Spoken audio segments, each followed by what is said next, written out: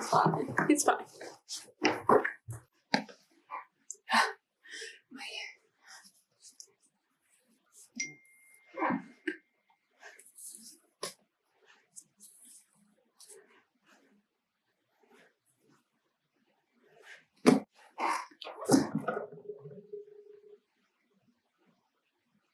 What about?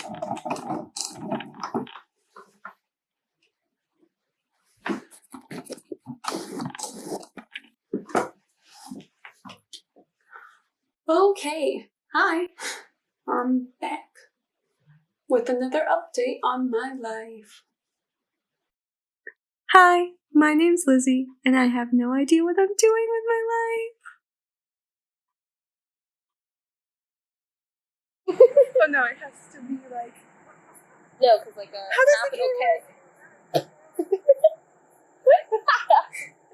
Okay, no, it's like this. It's like this. Yeah, K. Okay. Sorry if you guys are gonna hear a lot of things. The houses in Boston are, like 200 years old, and you can hear everything that goes on in the street and downstairs, So what's the update, huh? What are we talking about today? Well, I'll tell you. By the way, I put in my new teeth today. Can't really speak. My teeth really hurt, but that's where we are today. You're welcome. So right, update. Today, I officially sent in my forms to take another semester off. I'm not gonna lie, a little part of me was really hoping that I would be back in school and that COVID would be over. I was kind of in denial about everything still. And I feel slightly upset because, like, so far, YouTube is the only thing I've been doing, except for my teeth moving 0.05 millimeters every 2 weeks. I was kind of hoping that I would have it a little bit all figured out by now, but honestly, 3 months is not enough time to figure everything out. So I don't know what my expectations were, but apparently some crazy person who is just above it all. So what do I want to do with my life? Who knows? I don't. I thought it would be a good time to talk about my struggles with what I want to do in my life and where they come from.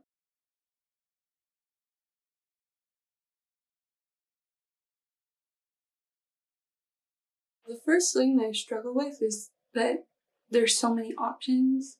You know, growing up, people are like, what do you want to be when you grow up? It's like you have to pick one. Huh?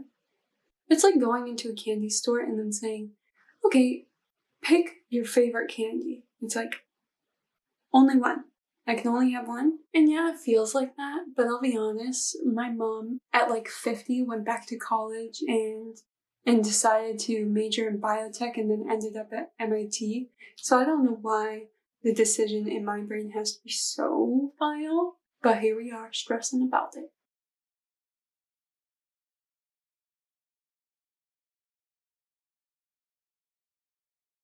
Another weird thing that I feel like really guilty for is I have severe dyslexia, and I had a lot of people caring for me, and there was just a lot of people who dedicated their time and energy to me, and part of me feels like I should give back, or that I'm required to give back in some way.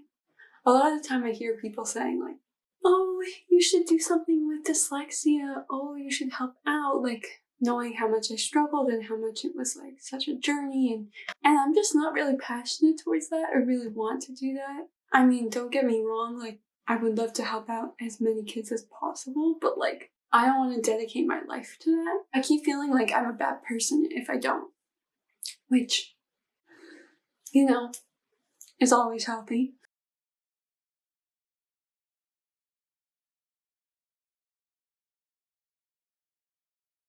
I think something that has more to do with being scared to fail and being scared of going out there and not achieving anything is that I am terrified of success, and I think the way that I cope with it is just having a hard time imagining that I will succeed in any way, which is just so unhealthy and a mindset that I'm really trying to change. Hence, hi YouTube. How you doing?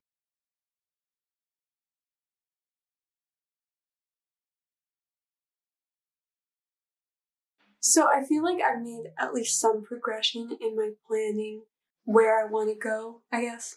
I don't know. Basically, I decided I really want to explore the arts in some way, but the issue is that I still feel a lot of hate towards art and artistic fields because I grew up in a world where like art was a hobby, something that you could do on your free time, but like it could never be an option unless you were like Picasso or Da Vinci, you know?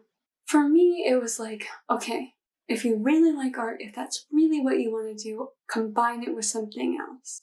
So something like architecture. But I was never interested in architecture. Honestly, it would have been perfect, but it just didn't really interest me in the same way as anything else. I just have no interest in creating buildings or whatever else architectures do. Do they do anything else besides design buildings? I don't know.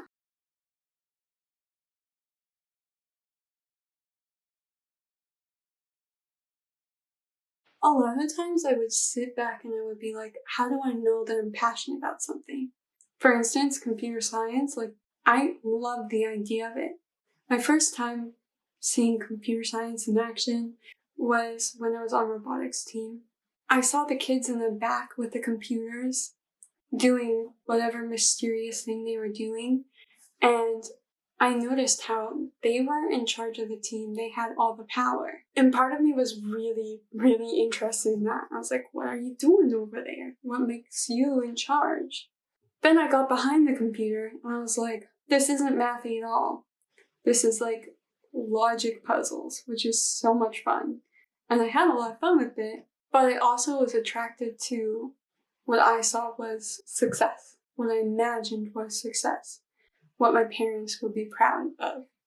Don't get me wrong, I also loved computer science. But then as I went on with it, I kept losing interest slowly and slowly, and I was like, how do I know that I'm passionate about this subject?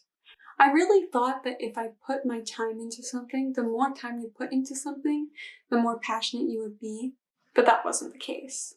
It just made me more frustrated, actually.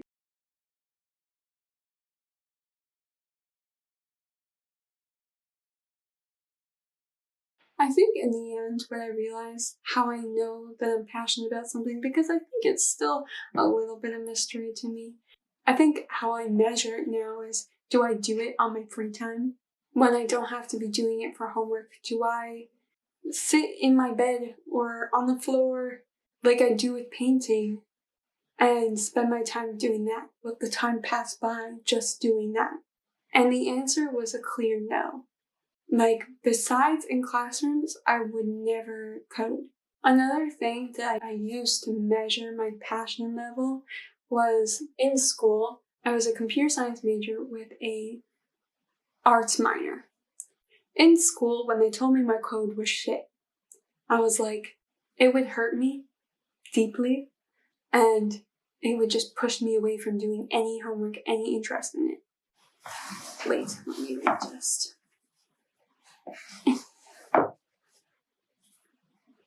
In art, when they told me my code was shit, I would not sleep. I would not do anything else besides my art project and work 10 times harder. I mean, a big player could be that I felt like I could get better in art and I could get to a place where other artists could be my equal. Whereas computer science, I had no confidence.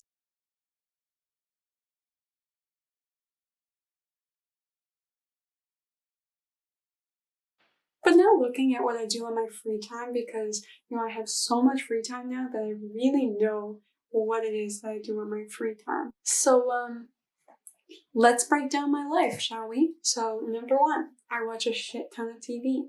Is that healthy? I don't know. I just do it. I have watched way too many TV shows, and some of them were really, really fucking shitty. Why I spent my time and energy on that? It beats me. But anyways, back to what breaking down my life. Okay, so I watch a lot of TV. I paint. I do YouTube videos. Hey, what's up? How you doing? I edit YouTube videos, and I read a lot on psychology. And yeah, that's what I have so far on what I'm doing with my life and on my free time. I think the next step is to find a couple classes in any of those 6 things that I just mentioned. And I guess I'll take an online class. I really hate online classes. It is so difficult. I like to learn in person. Usually what helps with my dyslexia is having a whiteboard on hand, and after class or privately with the teacher, we'll draw out a lot of scenarios for me to kind of imagine and fully comprehend the topic. But that is not something easily done when your teacher can't touch the whiteboard and we're just... But I think one class won't be so stressful to do with my time. Just one class. I feel as though I can manage that. So, next semester, catch me online at community college. Maybe, maybe not. But yeah, this is the update of my life. Because I know that you guys care so much about what I am doing with my life. My 12 viewers really, really care.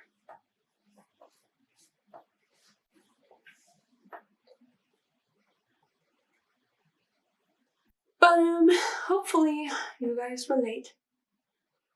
Or don't.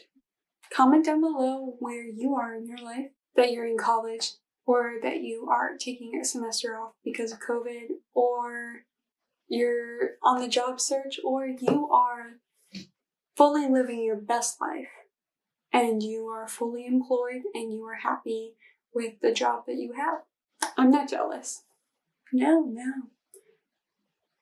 Why would I be? Hope you liked this week's video. Subscribe and hit that notification bell, and I don't know, maybe tell your friends about this because I've been staying at 12 subscribers for a month now. But it's fine.